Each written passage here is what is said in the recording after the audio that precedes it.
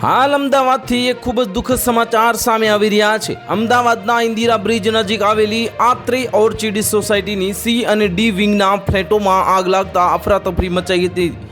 આ ફ્લેટના એસીમાં લાગેલી આગ થોડા જ સમયમાં વિકરાળ સ્વરૂપ ધારણ કરીને આસપાસના અન્ય ફ્લેટોમાં પ્રસરી ગઈ હતી।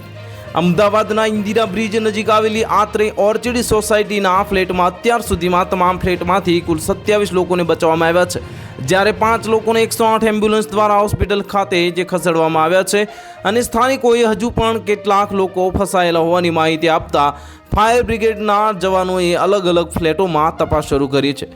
ઇન્દિરા બ્રિજ સર્કલ નજીક આગ લાગવાને કારણે આશરે 1.5 કિલોમીટર લાંબો ટ્રાફિક જામ સર્જાયો હતો અને આ બિલ્ડિંગ ઇન્દિરા સર્કલની સાથે લાગેલું છે। ભારે જહેમત બાદ આગ પર સંપૂર્ણ કાબુ મેળવી લેવામાં આવ્યો હતો અને હાલ કુલિંગની કામગીરી હાથ ધરવામાં આવી છે।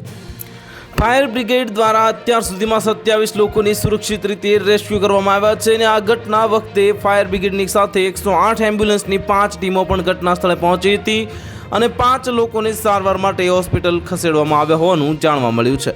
તો હાલ માટે આટલું જ, મળીશું નવી અપડેટ સાથે। જો તમને અમારા વિડીયો પસંદ આવતા હોય તો વિડીયોને લાઇક કરી દેજો, ચેનલને સબસ્ક્રાઇબ કરી બાજુમાં આવેલા બેલ આઇકનને દબાવી દો, જેથી તમને આવા સમાચારની અપડેટ મળતી રહે।